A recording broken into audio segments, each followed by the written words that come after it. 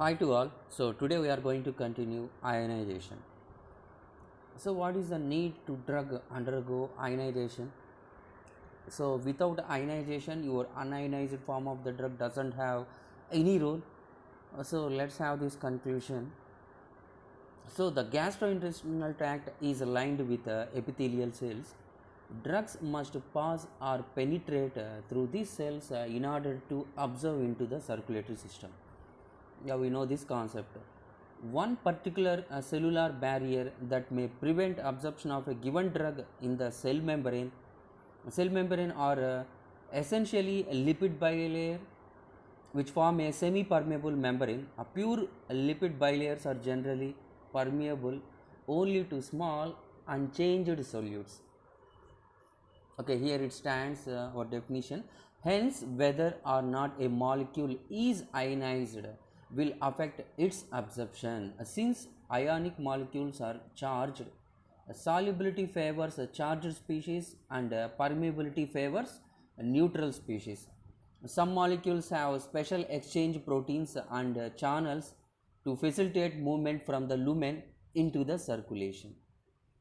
Okay, so this entire concept will gives you of the drugs are either it has to be a weak acid or base and can exist in either ionized or unionized states. Ionization here that going to be equals to protonation or a deprotonation resulting in a charged molecules. The ionization of the drug depends on its pKa and pH. Okay, then further, so here ions cannot passively diffuses through the gastrointestinal tract because the epithelial cell membrane is made up of a phospholipid bilayer. The bilayer is made up of a two layer of phospholipids in which the charged hydrophilic heads face outwards and the non-charged hydrophilic fatty acid chains are in the middle of the layer. The uncharged fatty acid chains repel ionized charged molecule. This means the ionized molecule cannot pass through the intestinal membrane. Okay, so this is about the conclusion. So what we'll have. So let's see here. So if the drug has to penetrate into the cell membrane, it has to be in an ionized form. Therefore, ionized form imparts a good water solubility to the drug, which is required for the drug in order to bind to the drug a receptor. So complex has to form, it has to go and reach to the receptor and make a bond there.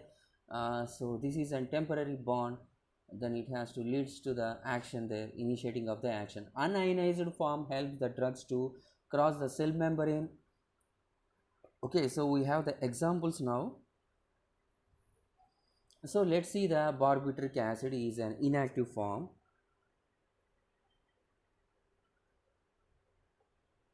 Barbituric acid is an inactive form. Why? What may be the reason, we have to explain. No, it is an inactive form. The reason behind is it is a strong acid.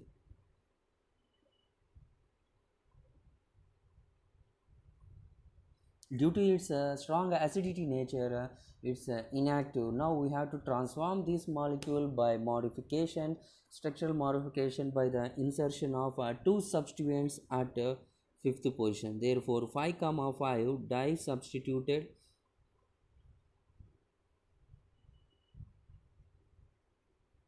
5 comma 5 di substituted barbituric acid has a CNS depressant activity.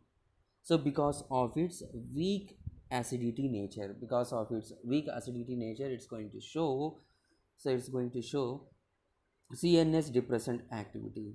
Now see here, so if you are going to take a reaction here, an unionized acid in water, which is a reversible reaction here. So this is an unionized acid.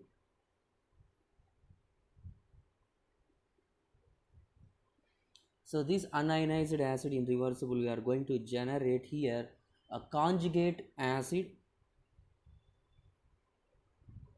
So we are going to generate a conjugate acid here, then followed by a conjugate base.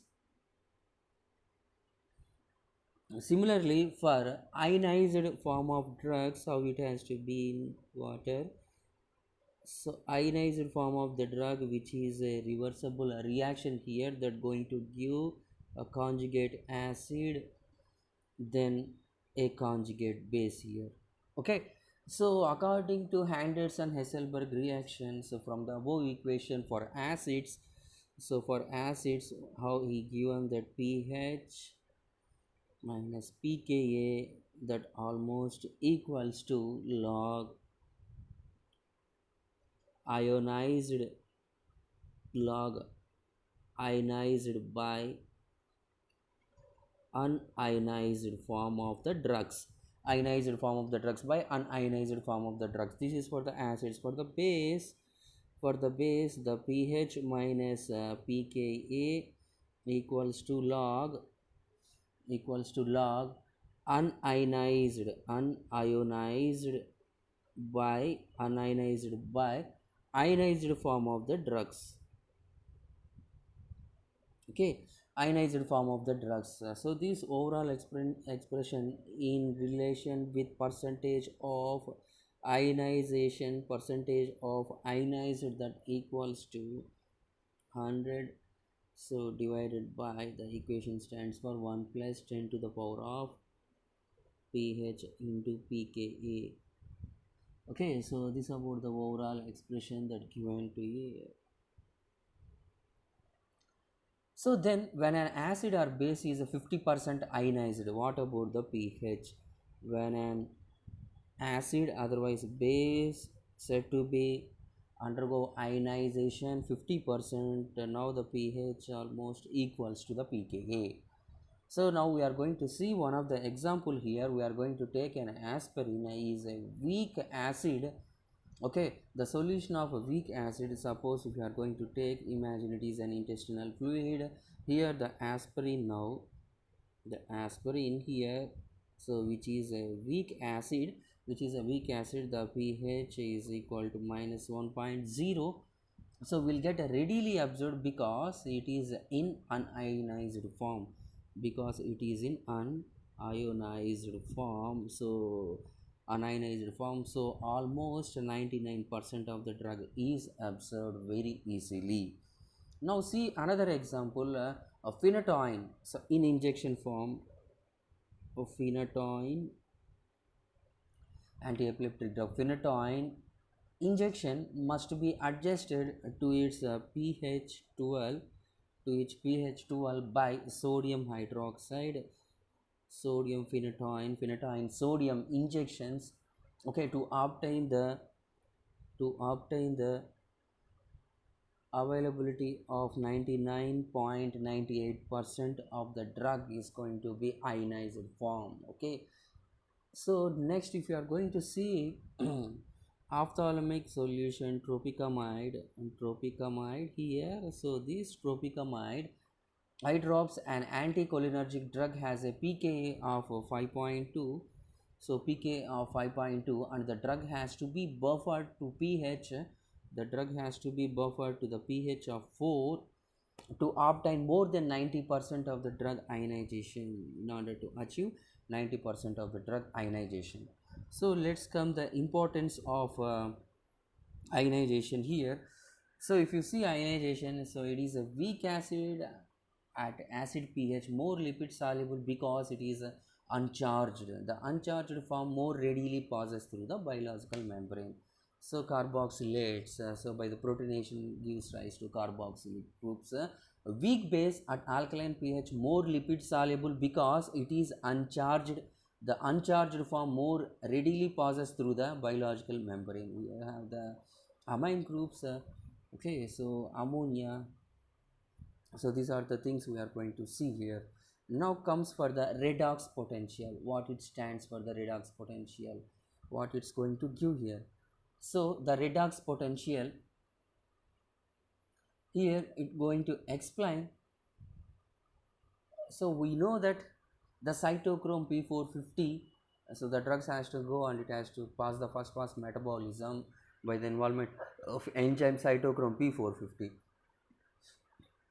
Okay, we have a series of drug molecules that has to obey and follow the rule. In order to get this, the drug may subjected to hydrolysis, oxidation and reduction. So here redox potential explains, so it's defined as a quantitative expression of tendency that a compound has to give or react to electrons. So this overall correlation between redox potential and biological activity can only be drawn for the compound of variety of similar structure and properties. So this can be expressed by Nernst equation. Okay, we are going to calculate by E equals to that potential equals to standard potential, that E0 plus 0.0592 by n log, so equals to the concentration of the reductant and concentration of oxidant here. Okay, this entire concept will explain you the how the drugs are subjected for oxidation. Okay, so the control of reduction potential via the drug binding to cytochrome,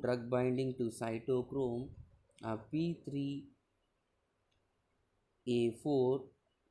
Okay, here studies offer an elegant means of linking the utilization of a pyridine nucleotide derived. Okay, so reducing equivalence to efficient substrate metabolism and thus avoiding the production of unwanted reduced oxygen species that could be deleterious. Okay, so then finally here, so by this we are going to correlate so many reactions that's going to carry on. Okay, then comes for a surfactant, otherwise surface activity. What does surfactant is going to do? So surfactant is defined as a material that can reduces the surface tension of the water at very low concentration. So we know that our biological fluid surface has to so maintain some zitter ion. Okay, so zitter ion nature, so amphoteric in nature. So here the surface active agents affect the drug absorption. So this plays a very important, surface active is going to enhance the drug absorption, which depends upon the chemical nature of the surfactant concentration. Okay, that's going to affect on biological member and the micelle formation. In low concentration of the surfactant enhance the rate of absorption because amphiphiles reduce the surface tension and better absorption. In higher concentration of the surfactant reduce the rate of absorption. So this is very important here. Okay, if you see the concept of the protein binding here, so the surface tension is going to play an important role. So this point will comes under the drug protein complex binding. Okay, so here the protein binding values are normally given in percentage. Okay, total by the total plasma concentration of the drug that is bound to all plasma protein. If you see free drug with that of free protein binding gives a drug protein complex. If you're going to see the total plasma concentration gives a free drug to that of drug protein complexes. Okay, so this is about the entire class now. So tomorrow we are going to see the stereochemistry and its importance of a drug. Okay, designing of the drug. Okay, let's see tomorrow.